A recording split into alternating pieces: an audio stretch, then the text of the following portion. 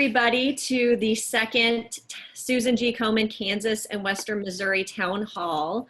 For those of you that don't know me, I'm Erica Terry, CEO and Executive Director of Komen, Kansas and Western Missouri, and I'm so thankful you are spending your evening with us to talk about a really important topic that I think everybody, no matter who you are, what you do, where you live, is really anxious to discuss and learn how to kind of get back to health. We've been hunkered down at home.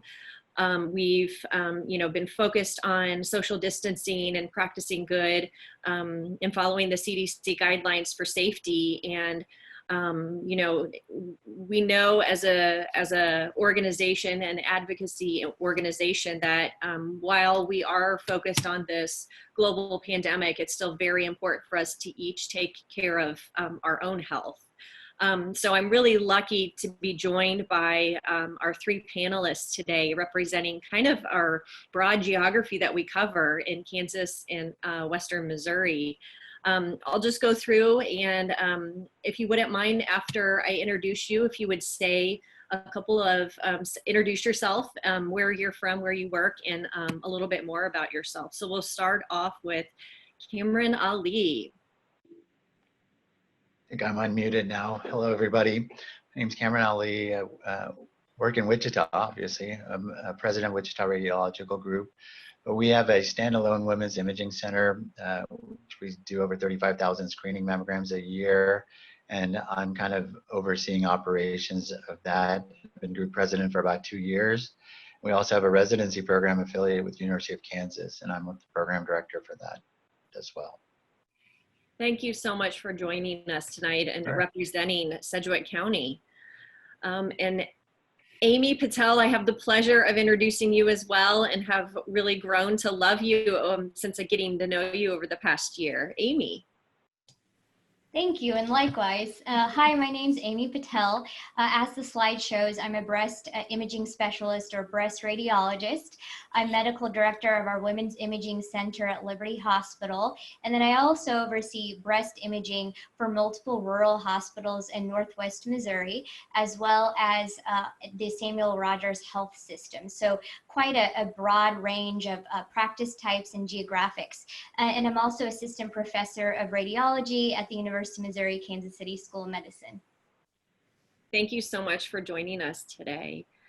And then it's my distinct pleasure to introduce board member and champion and incredible partner, Ryan Hollenbeck. Ryan?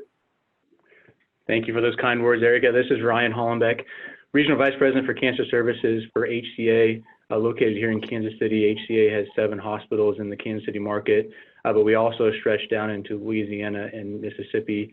And really appreciate everybody's time this evening, and feel very privileged to work with these physicians and to learn more about how we look at rebooting services after COVID. Thank you so much, Ryan. So kind of transitioning into our discussion here, I want to take some time to talk through kind of 2 broad subjects. So we'll start with the first one, and that is our need, our focus, which is to get back to health, and how important that concept is, especially during this global pandemic. And that's really the topic of conversation today. I want to encourage everyone who's participating and listening, if you have questions along the way, please pop them in the chat and we will address them, whether it's for a specific panelist or for us at Komen. This effort is really important for us. I was on 3 different calls today with potential donors who were really quite proud of us taking the initiative to kind of put together a campaign around the importance of getting back to health. And we're lucky that we've got strategic partners across the state and region, and 3 of them that are here today to help us achieve that. So I'm going to start off with kind of the first question, and I want to frame it in a way that I think most of the general public feels, which is we're kind of emerging from this lockdown quarantine mode. You know, at the beginning of the global pandemic declaration, everyone was told to stay home. If you're non-presenting, go ahead and postpone those, you know, routine checkups or exams until a later date. Well, it's been several months now since that recommendation was made. People are fearful of going back in and not understanding kind of what's being done or what the safety precautions are that clinics and hospitals are following. So with that kind of premise, there's kind of 4 questions within that, but let's start with Ryan. Do you want to speak to what you believe is best for our community right now, what they should be doing in terms of coming back into the clinic? Yeah, I think it's critically important, and I think you bring up some good points. I mean, that we adhered very closely to the stay-at-home orders, and we saw that with patients holding off on some of the screening procedures during that time. But now that we're a few months past, you know, the advice and the recommendation from HCA is that we go back into the facilities. And, you know, there's numerous things that we're doing in the hospital, and I think this would be true across all hospitals, to keep patients safe. And so 1, is it a safe environment? I would say yes. 2, we're doing a lot more of the screening protocols. And so anybody entering the facility, you know, gets their temperature checked, gets questions asked of them.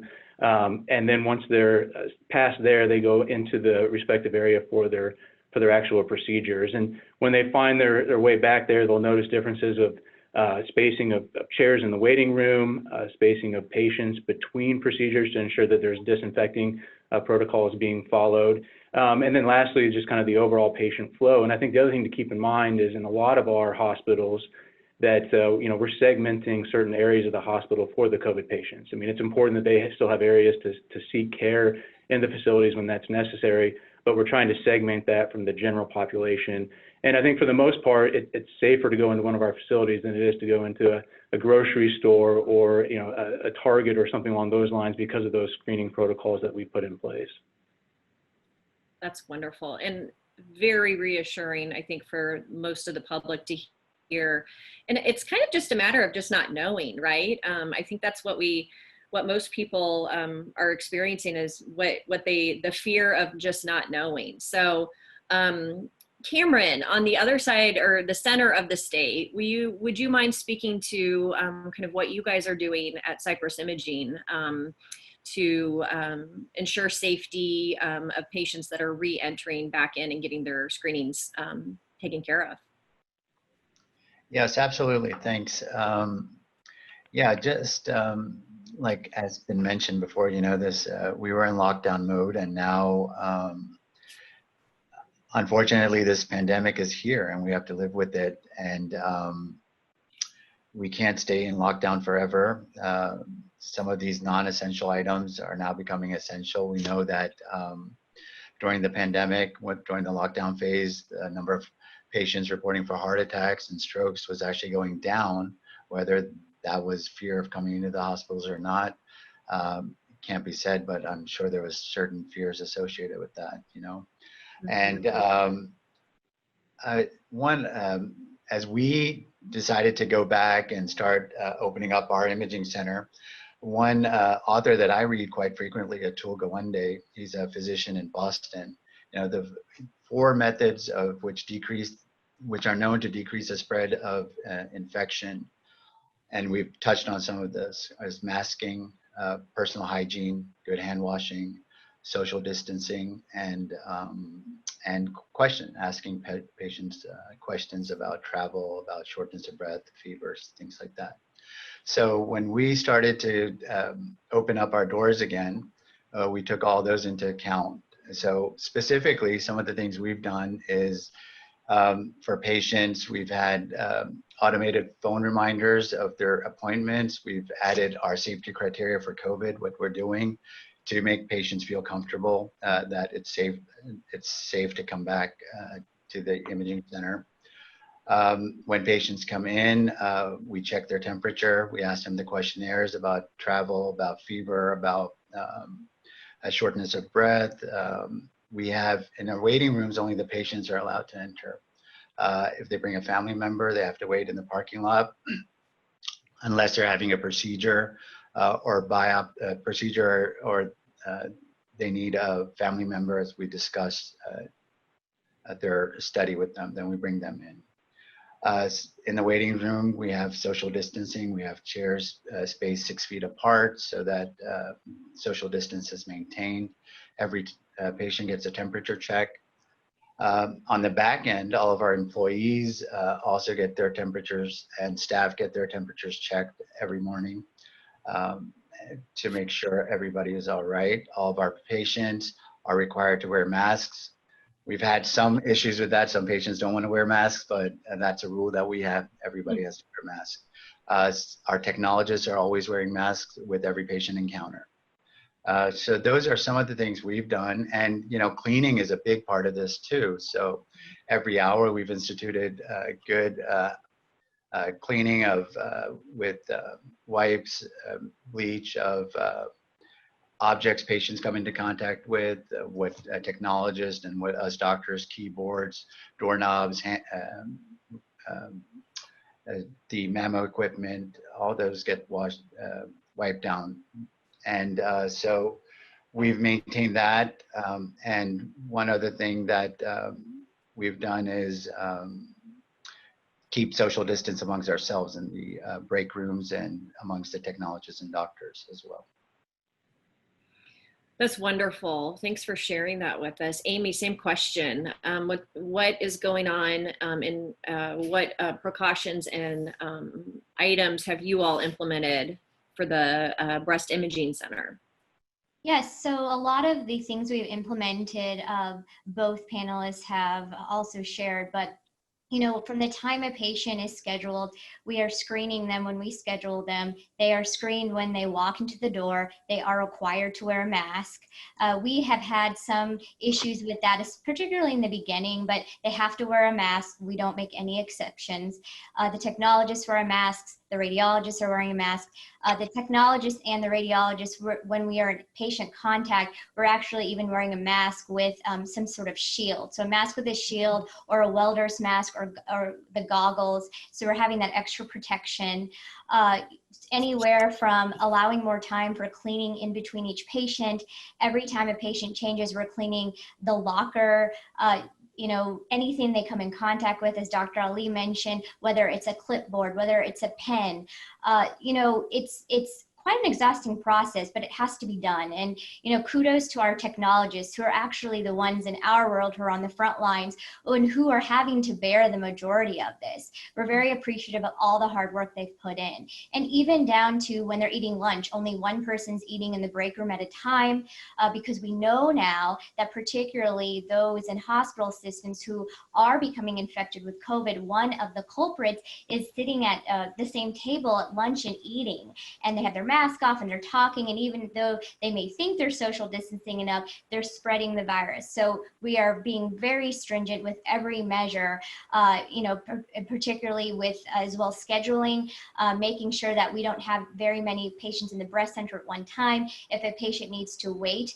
for a result, we actually have gotten additional permission from the hospital to use the hospital atrium outside of the breast center to put patients outside of the breast center to use all of that space. So we're being very cognizant of every safety measure. Plexiglass for the receptionist when they walk in, so there's that extra barrier between the receptionist and the patient. So I think as a community, we all are quite cognizant of what we need to do to implement sound safety measures, and we're going to continue to do it as long as it takes. That's wonderful. Next question, Cameron, I'm going to ask you first. So what should patients expect when they come? I mean, we kind of went through all of the safety precautions behind the scene and forward facing, but what should a patient know? What should they bring with them? What should they expect when they come in now?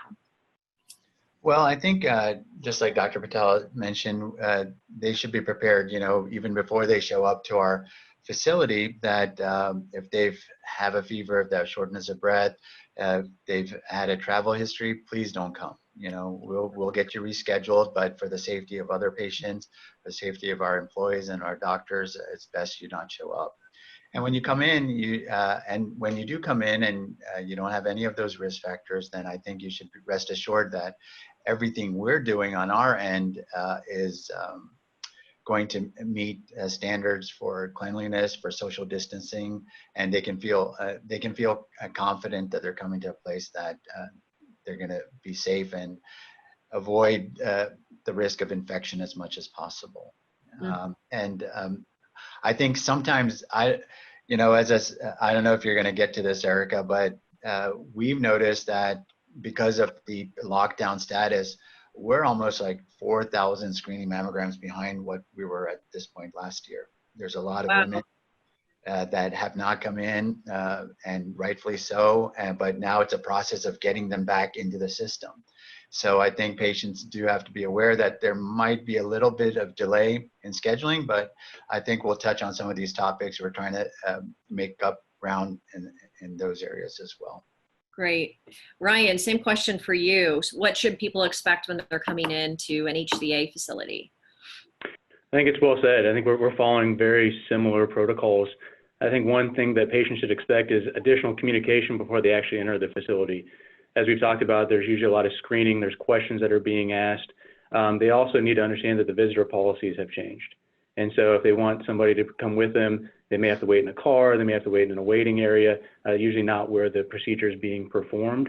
And so, and I think what we try to do is explain to patients is it's for their safety, and it's for the safety of the staff that they'll be interacting with. And most are extremely compliant in regards to that. But it's just some extra communication, some extra knowledge before they come into the facility. And frankly, what we try to do is make them feel as safe as possible before they actually come in. Mm-hmm, mm-hmm.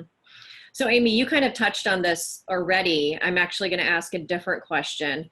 How do we kind of make up for the time lost? And Cameron just kind of alluded to that, make up for the time lost, and why is it important for people to get back into their kind of normal yearly routine of scheduling their screening mammogram or, having an appointment with their primary care physician?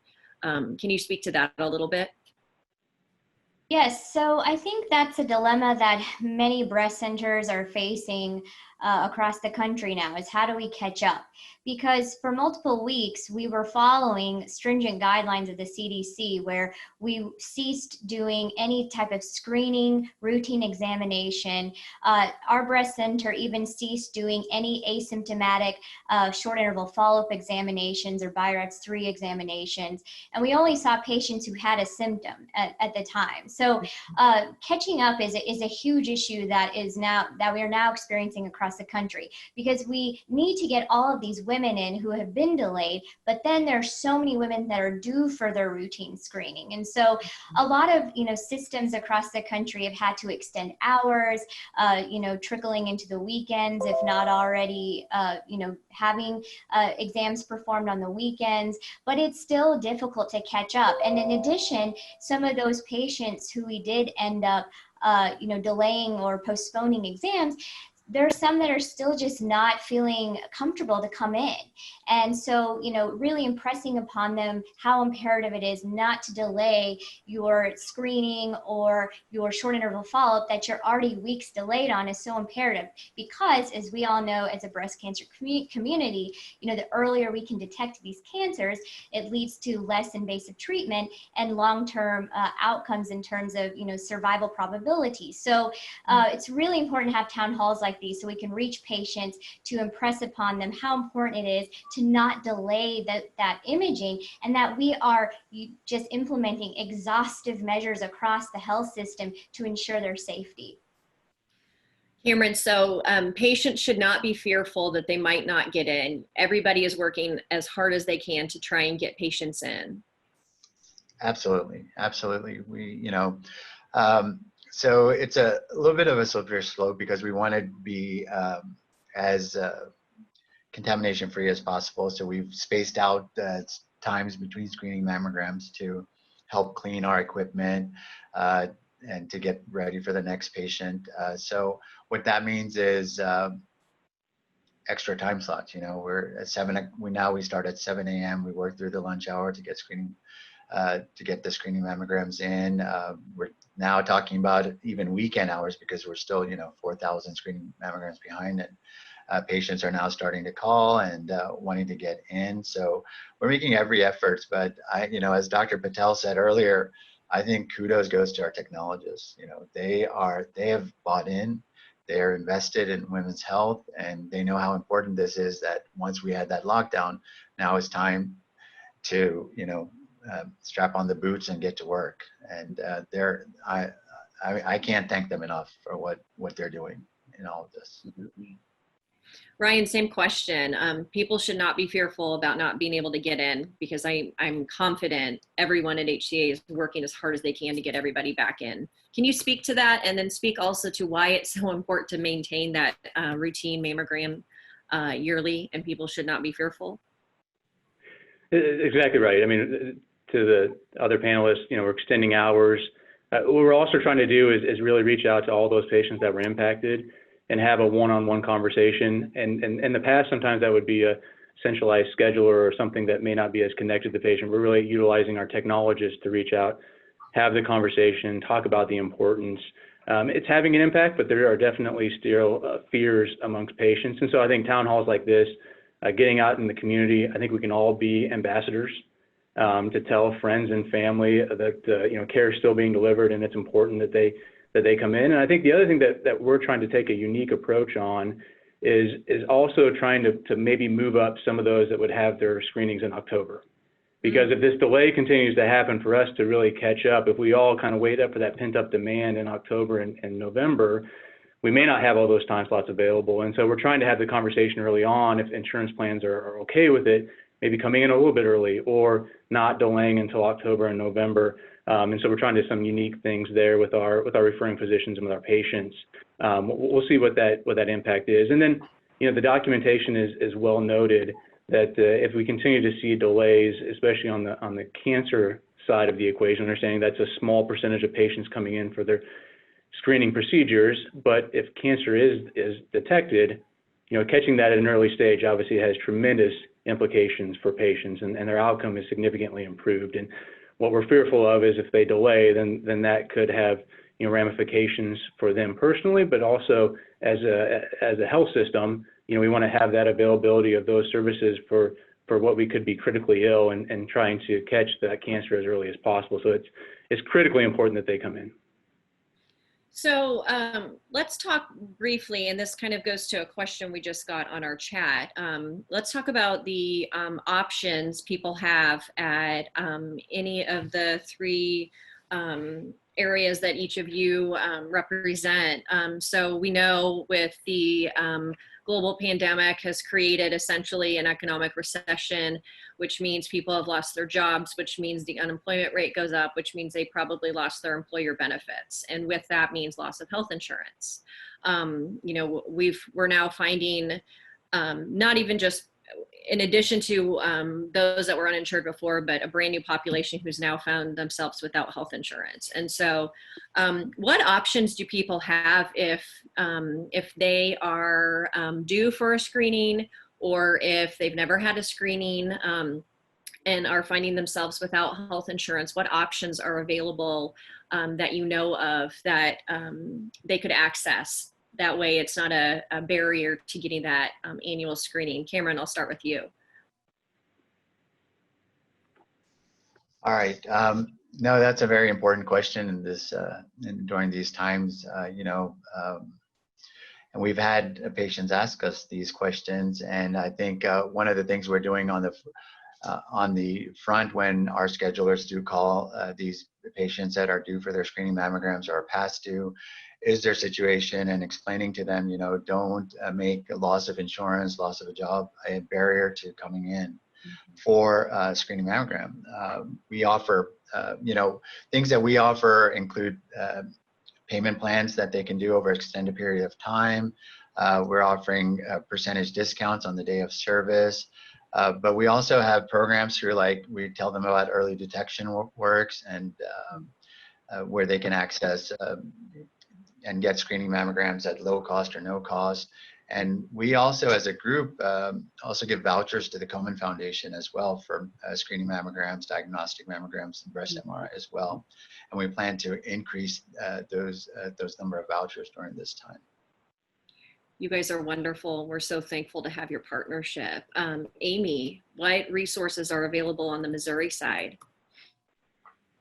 Yes, so we were really fortunate, particularly at Liberty Hospital. When I came on 2 years ago as medical director, I realized that the area that we served, there were, regardless of the pandemic, insurance disparities, healthcare coverage disparities. So we already had measures in place, which so thankful we did, because now we are able to use this funding. As you know, we've been so blessed to have been given a Susan G. Komen grant, which has been incredible for patients who need access to care, as well as Liberty Hospital has our foundation. And through our foundation, we have a women's health fund.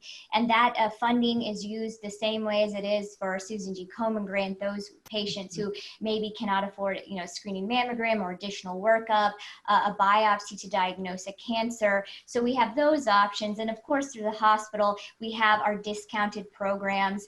And then as well as through the state of Missouri, we do have, as you know, the Show Me Healthy Women program where patients can apply. So I would say anecdotally, before COVID, we used to have a patient maybe reach out once every other month or so, or a hospital system who needed to send a patient to us who couldn't afford screening or something. That's where the nurse navigators and social workers are so incredible in town. They're all so connected, and we all try to help each other out if a patient needs help. And so we were maybe getting like one patient every 2 months or so. But just in the past 2 months, we've already had 7 patients reach out. So unfortunately, I do think this is just the tip of the iceberg. I think 7 is low. I think we're going to see more and more patients. But fortunately, we are in a position at this time that if they need help, we're able to help them. That's wonderful. Ryan, same question for you. Yeah, so HCA response has been very similar. One thing that we looked at, and of course, HCA stretches across the United States. And so some markets are a little more impacted than others from an unemployment perspective. But what they did right away is they set up a 1-800 number for all patients and family members that'll connect them to beneficiary associates that will try to get them connected to get COBRA, to try to find insurance, even those that are technically underinsured. They've got insurance, but they know that their copays are high and there's other out-of-pocket expenses. They'll get them connected with those resources. But what we're also finding, and I think it's true for Komen, it's true for other organizations, is that some of those funding sources are becoming a challenge. And I think it's a huge credit to this organization that you continue to think of creative ways to ensure that patients have access to care. But it's true for all not-for-profits. And I think the more that we can partner as a community to ensure that those funds continue to be available, I think is a charge for all of us. But this 1-800 number has been really successful, and it's really open to anyone. It doesn't matter that you're seeking care in an HCA facility. Those resources are available from a community perspective, and happy to share some of that information after the call tonight. That's fantastic. Thank you so much, Ryan. We will be sure to get that information and share it with everybody that's participated, because that's valuable, valuable information. So the question we have is from one of my good friends. He asked, has there been efforts to encourage communities who traditionally do not follow testing prevention guidelines, or those who have a greater burden of disease? Amy, I'm gonna gear that question to you, because you and I have had conversations about this a lot. What are your thoughts? Sorry, I had to unmute.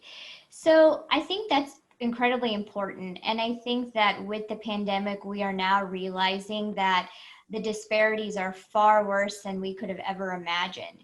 I think at this time, it's safe to say that a lot of us are just trying to keep up with what is happening daily, trying to, get these women in who are delayed for their appointments, and the women who are due for their examinations. But I do think that we need to be making a concerted effort, particularly in our, part of the country, to reach, underserved populations, or populations that, that we need to reach out to. Erica, as you know, where I, am physically, housed at Liberty Hospital in Clay County, it has one of the highest mortality rates for African Americans and Hispanic patients in the entire state of Missouri. And to me, that is appalling. And the same for Livingston County, which is the county in which I was raised, Chillicothe, Missouri. So this is really appalling, and it should be this should be a wake-up call for us who are practicing in this area, who are involved in our healthcare systems. It's time to mobilize. Of course, right now it's difficult because we want to mobilize, but then we need to employ sound social distancing practices, and it's hard to gather in person. But we do need to come up with a concerted game plan to reach these populations. And kudos to Susan G. Komen for making this such an important initiative. And I'm proud to be a part of this because we have a lot of work to do, particularly in Missouri and Kansas. 100%. I'm really thankful for you all being involved in our health equity initiatives. So you kind of segue actually to a question that we didn't give you guys, but I'm going to ask it to you anyway. So here's a spur of the moment one. COVID has required and asked all of us to work very differently, right? Whether through our jobs, whether it's raising our children, going to the grocery store, we're all having to be very innovative right now. So my question to you all is, how have you been innovative in the work and the delivery of care that you perhaps would have thought never could have been possible before? I sat on a really interesting webinar produced by Research America and listened to the NCI director, Ned Sharpless, talk about how, we are what would have normally taken like 5 years to do, we were able to do in 90 days.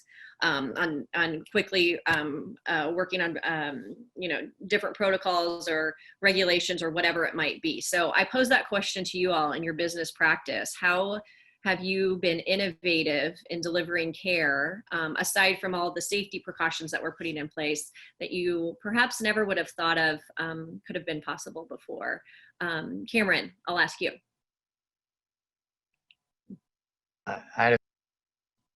Oops. We've got you on mute, Cameron, on accident, it looks like. Can you hear me? No, okay. Yeah, I was worried you'd ask me first, but sorry. Okay. That's okay. I think I have to really think about this a little bit, but I think it's changed our practice. As radiologists, all these changes with social distancing, it's allowed us to be even more efficient than we've ever been to reach referring providers, our surgical colleagues. We have Zoom meetings on a regular basis with breast surgeons now. Before we did not have that, ways of increasing access to care for our surgical colleagues who've had patients waiting for breast surgeries for a long time now. We've had on our hospital side, we've instituted home reading where we never had home reading stations before, and it's just been a godsend for our residents, keeping them safe, keeping our employees safe, and communicating with our colleagues. I know we have some other things. If anybody else wants to take a crack at it, I'll come up with a couple more. Ryan, what about you all at HCA?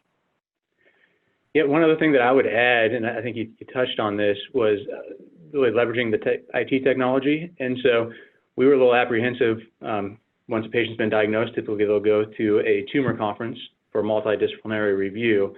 And those are usually done in person. And we've got a team of physicians that sit around the table and talk about a patient's care. And it's just absolutely remarkable to be a part of that.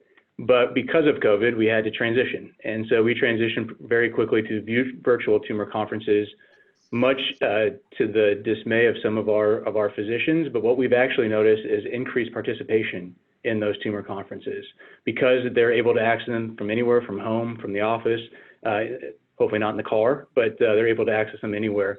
And that's really helped. The other thing is, of course, on the telemedicine front. I know not so much impactful on the radiology side, but for our physicians' offices, highly impactful. And what we've noticed is there was relaxed regulations, both from a federal perspective, but then also at the local level with our commercial payers. The sad reality now that we're coming out of COVID is some of those regulations are starting to change. And that's really unfortunate because it allowed patients to stay safe in their home. We could connect them with a physician. We could monitor and evaluate them.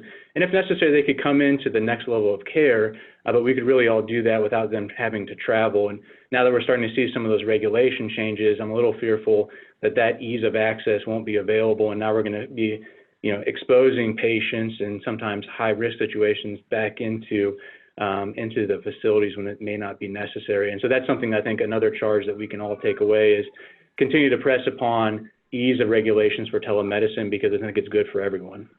Absolutely. Absolutely. And the notion of you all implementing virtual tumor conferences and increased participation is a huge benefit to patients having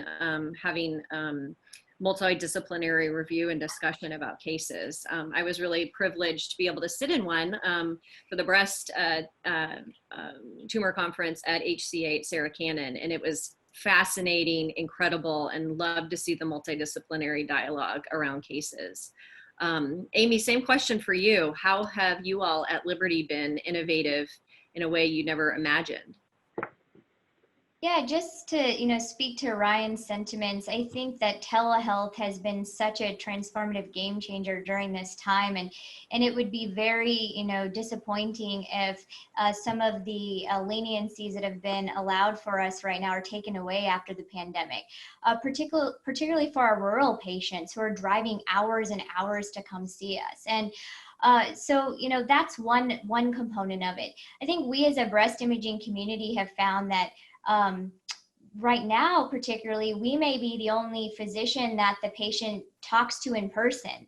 A lot of these other appointments are happening via telehealth means, whether it's with a primary care doctor or the surgeon or the oncologist. So I think increased communication is sort of the theme here, whether it's via digital means, IT means with telehealth, whether it's I myself anecdotally am talking to patients a lot more, whether it's on the phone, whether they come in and they want to talk to me about if they're coming in for a callback or something of that nature. So so I think one of the positive things that have come out of this pandemic is just the increased communication amongst all of us and just that multidisciplinary approach towards patient care. Mm-hmm. I'm curious, have you all seen an uptick in later stage diagnosis for breast than you would have in the past as a result of kind of delayed and closing down for a couple of months and now people are getting back in? Are you seeing an increase in later stage diagnosis? Just out of curiosity. Cameron. I think it's a little too early to tell right now. I think people are just getting back into the mix of getting imaged. I think that data is very important to know. And I think give us another 60, 90 days, and I think we should have a bit clearer picture of missed opportunities and delayed diagnosis because of this pandemic. Amy, what about you? I agree with Dr. Ellie. I still think it's too early to really capture what is going on with this country in terms of the effects of delayed imaging and outcomes. But I will say that I'm seeing more patients who are now coming in because they have a symptom that they've been delaying for months and months and months and are now coming in, and they're a lot more aggressive cancers, particularly in the demographic I serve. I'm seeing a lot of younger women in their early 30s with these horrific metastatic breast cancers. So again, I do think it is early. However, I do think that more women, particularly the population I'm serving, are more hypervigilant in listening to their bodies if they do feel something, and they are coming in. So for that, I am thankful, but I do think overall it's too early to tell. Okay, what about you, Ryan? Have you guys had any observation of later stage diagnosis by chance? No, I'll lean on my physician partners for their expertise there, but we've not. I mean, we've not seen it yet. And again, I think it's too early to tell, but something that we will closely monitor, and I think it will be good data points to share. I suspect this won't be the last time we'll experience something like this, and how do we prepare accordingly in the future? And I think that data will be critically important to how we adjust. So let's speak to the future and the opportunity, quite frankly, that we have right now before us. You guys have a captive audience. We're going to continue to share this town hall discussion, and you all as three experts in the community that we all serve. Recently, the NCI director, Ned Sharpless, drafted an editorial in Science and said, if we focus only on one public health pandemic and ignore another, we're creating a tsunami for us in the future. He said conservatively, he's projecting an uptick of upwards of 10,000 additional breast and colorectal cancer deaths over the next decade that we would not have experienced had COVID not happened. I saw some preliminary data from May of 39 health systems in 23 states that the average breast screenings in the United States were around 10,000 a week, and during the pandemic it dropped down to 529 a week. So kind of reflecting on preliminary stuff that we know, and then the very important warning we're getting from the NCI director of what potentially could face us. I'm going to ask each of you to kind of give your plead why it's so important for women to get back to health, to look for warning signs, to talk to their family, practitioner, to make their annual screening appointments, because what we don't want to face, we need to be proactive in this moment, right? Because what we could face could be detrimental to the progress we've made over the past 30 years. Ryan, I'll start with you. Thank you. Yeah, I think it's several of the items that we've touched on already. I think it's the making awareness, encouraging those that you're closest with to understand that it's a safe environment to continue to receive care. If you are experiencing symptoms, don't hold off. Go ahead and pursue getting those looked at. And then I think for all of us, I'd actually change the direction just slightly, that we're all advocates right now, and do your part, whether that be wearing a mask or doing your social distancing or staying away from friends and family, so that way we can try to get a kind of handle on the overall outbreak. And I think that's on all of us to play our part. Even sometimes it's inconvenience and not what is easiest to do. And then I think lastly, what I would charge everybody with is we need to take care of ourselves. Because at the end of the day, we're all in the healthcare field. We're here for a reason. We want to make the lives of patients better, but we also need to take care of ourselves. And I think sometimes as healthcare providers, I know I'm guilty of it. Sometimes my family is guilty of it. We don't always adhere to the guidelines. We don't always follow through when we need to go in to see the doctor. And just would implore everybody to ensure that we're following and being good stewards and being good examples for our friends and family is probably the number one thing that we can do. Wonderful, thank you. Cameron.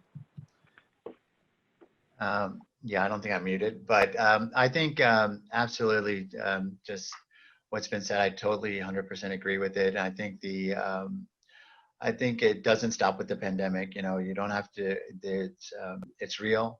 It's there. It's part of our lives now. We never expected this in our lifetimes, but now here we are dealing with it. But that doesn't negate all the other important health elements that are part of us, and breast health is very important. And missing out on a screening mammogram, sitting out a year could be dangerous to present with an advanced cancer. And it's important, and that goes back to the theme of self-care, taking care of what's important to us. Not just for us, but for our loved ones. I think that's a very important part of this dialogue, and we can't let, as you mentioned, we can't let one health crisis affect everything downstream, and we have to be proactive with our health. Absolutely, well said. Amy. Yes, again, just echoing Ryan and Dr. Ali's sentiments. I mean, since the advent of screening mammography programs in the United States, which came to fruition in the 1980s, our death cancer, our rate of death, or our death breast cancer death rate has plummeted 35%. So the science is there, that the data is there, that early detection really does save lives. And we know that if we are able to find cancers when they're millimetric, i.e. less than a centimeter, your survival probability is over 90%. So it's so imperative that we get out into the community, not to delay that screening mammogram. Alternatively, if a patient is feeling any sort of lump or palpable abnormality, any sort of pain, they really need to get it checked out. And that also goes for men as well. I think, although male breast cancer is rare, in women we see breast cancer in 1 in 8 women, and men it's 1 in 800. They still should listen to their bodies and to symptoms. And if they have a symptom, they really do need to talk to their referring provider and get them in to see us, because, it can happen.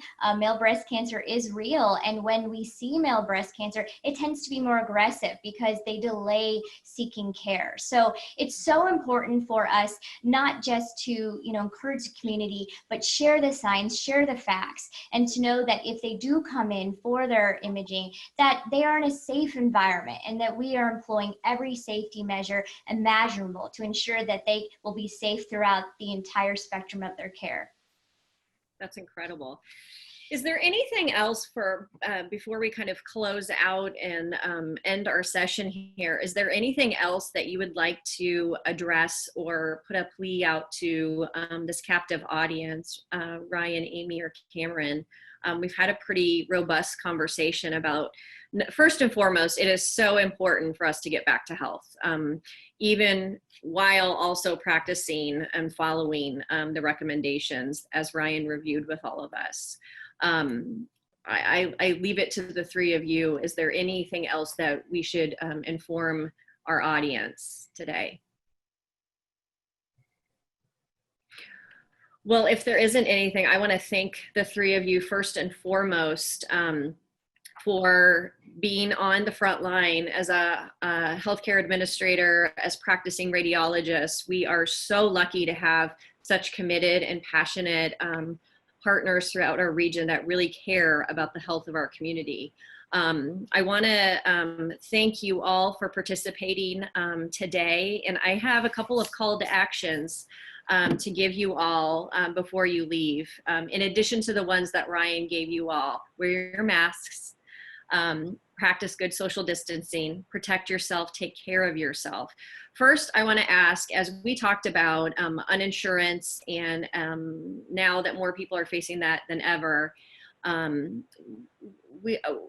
biggest what is it I'm trying to say?